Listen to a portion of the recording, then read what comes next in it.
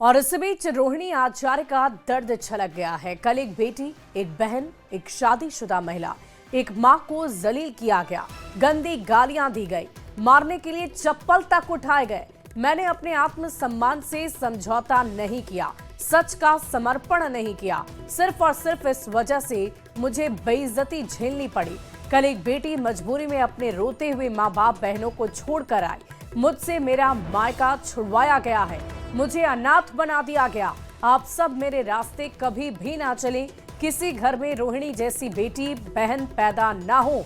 रोहिणी आचार्य ने अपने social media पर अपने दर्द को बताया है, दिखाया है और ये लिखकर उन्होंने कहा है कि मेरा अब कोई परिवार नहीं रहा, सच का समर्पण नहीं किया, सिर्फ और सिर्फ इस वजह से मुझे बेइज्जती झेलनी पड़ी।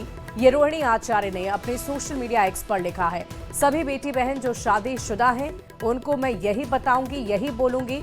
और देखिए, इससे बीच हम आपको ये बता दें कि रोहिणी आचार्य ने क्या कुछ लिखा है। सबसे पहले उन्होंने लिखा है कि कल मुझे गालियों के साथ बोला गया और मैं अपने पिता को अपनी गंदी किडनी लगवा दी है। मैंने ऐसे आरोप भी मुझ पर लगे हैं। रोहिणी ने यह भी लिखा, करोड़ों रुपए मैंने इसके लिए टिकट लिया, तब लगवाई है गंदी किडनी। ये सारी बातें मुझसे कही गई है। सभी बेटी बहन जो शादीशुदा है उनको मैं यही बोलूंगी कि जब आपके मायके में कोई बेटा या भाई हो और साथ ही साथ तो भूल कर भी अपने भगवान रूपी पिता को ना बचाएं। रोहिणी आचार्य ने लिखा है। इसके बाद उन्होंने लिखा है कि कल मुझे गंदी गालियां दी गई, मैंने अपने पिता को अपनी गंदी किडनी लगवाई, ये आरोप लगा मुझ पर।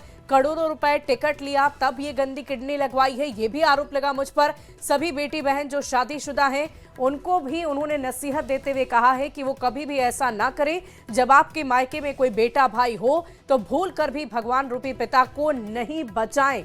रोहिणी आचार्य का दर्द सोशल मीडिया पर छलका है और उन्होंने कहा है कि अपने भाई उस घर के बेटे को ही बोले कि वो अपनी या अपने किसी हरियाणवी दोस्त की किडनी लगवा दे। सभी बहन बेटियां इस बात का ख्याल रखें, अपना घर परिवार देखें, अपने माता पिता की परवाह किए बिना अपने बच्चे, अपना काम, अपना ससुराल, ये सब कुछ देखें। आप सिर्फ अपने बारे में सोचें।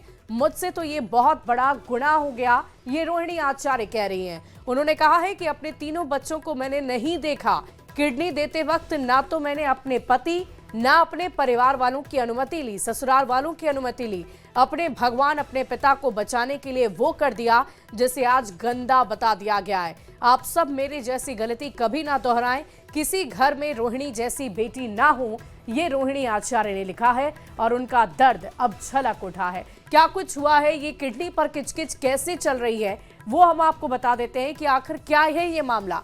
देखिए, उनसे ये कहा गया कि पिता को गंदी किडनी लगवा दी और उन पर यह भी आरोप लगाए गए कि करोड़ों रुपए लिए, टिकट लिया और तब जाकर ये गंदी किडनी लगवा दी। भूल कर भी भगवान रूपी पिता को गंदी किडनी ना लगाएं। इसके अलावा उन्होंने लिखा कि मुझसे गुनाह हुआ है कि मैंने परिवार, बच्चों को नहीं देखा।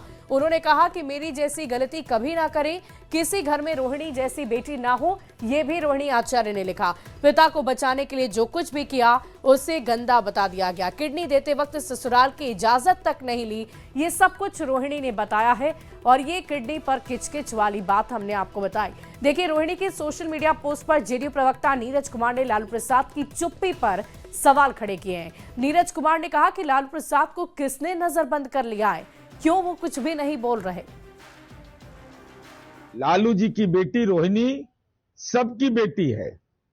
अगर उसके आंख से आंसू निकले हैं, अगर उसके मुंह से वेदना निकली है, आखिर लालू जी आपको किसने नजरबंद कर रखा है? राजनीतिक नजरबंद कहां है आप? भागलपुर जेल में बैठा हुआ दुर्दांत अपराधी रीतलाल के चुनावी प्रचार के लिए आप निकल सकते हैं, महुआ बाग में भ्रष्टाचार का किला आप बना सकते हैं, तो आखिर किसने रोक रखा है? उस बेटी की कराह पर आपका ट्वीट भी नहीं आ रहा है, आपका बयान भी नहीं आ रहा है। तो बिहार में माता पिता भरण पोषण अधिनियम लागू है लालू जी। कोई मैं व्यंग नहीं कर रहा हूं, सलाह दे रहा हूं। उम्र के चौथे पड़ाव पर अगर किसी ने नजरबंद कर दिया है, आप जिलाधिकारी पटना के यहां आवेदन दीजिए, लेकिन बेटी का कराह बेटी की वेदना ये लालू जी बहुत भारी पड़ेगा। और देखिए, रोहिणी आचार्य के लगातार पोस्ट और परिवार पर लगाए गए आरोप पर चिराग पासवान ने कहा कि मैं चाहता हूं कि सब कुछ ठीक हो जाए। चिराग ने कहा कि शादी के बाद ससुराल ही बेटी का घर और सब कुछ होता है। जिस परिवार में वो पत्नी बढ़ी जन्मी है, वो घर भी उनका उतना ही है जितना उस घर के लड़कों का है। मैं इस रूढ़िवादी सोच का समर्थन नहीं करता हूं। शादी के बाद बेटियां पराई हो जाती है। दुख मैं समझ सकता हूं, और जब बेटी ऐसी बातें बोलती है तो सोचिए वो घर से कितना परेशान हुई होंगी। ऐसे में उनकी भावनाओं के साथ मैं पूरी तरीके से हूं। एक भाई होने के नाते मैं भी उनकी भावना के साथ हूं, और मैं कतई इस बात को नहीं मानता कि शादी के बाद ससुराल ही बेटी का घर सब कुछ। वो नहीं भाई, जिस परिवार में वो पली बड़ी जन्मी है वो घर भी उनका उतना ही है जितना उस घर के लड़कों का है। मैं कतई इस रूढ़िवादी सोच का मैं समर्थन नहीं करता कि शादी के बाद बेटियां पराई हो जाती हैं। बेटियों का मायका भी उनका उतना ही है जितना उस घर में बेटों का है, और उनका ससुराल भी उनका उतना ही परिवार है जितना उस ससुराल के बेटों का है।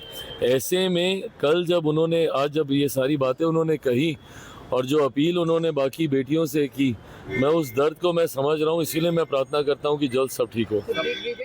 और देखिए, बीजेपी के राष्ट्रीय प्रवक्ता सैयद शाहनवाज हुसैन ने रोहिणी आचार्य के मुद्दे को लेकर अपनी प्रतिक्रिया दी है और कहा है कि 2 जवान बेटों के रहते बेटी ने पिता को किडनी देकर बचाया, फिर भी उसका अपमान किया गया। रोहिणी आचार्य सिर्फ लालू यादव की बेटी नहीं है, बिहार की बेटी है।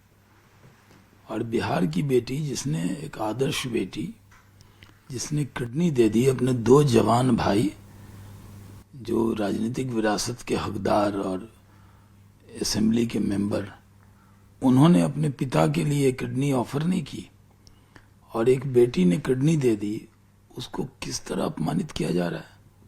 वो ट्वीट देख के हमें बड़ा दुख हो रहा है। ऐसे तो उनके परिवार का मामला है, इसमें हमें बोलने का कोई हक नहीं है, लेकिन कोई बिहार की बेटी दुखी हो जाए तो बोलना ही पड़ता है। और देखिए,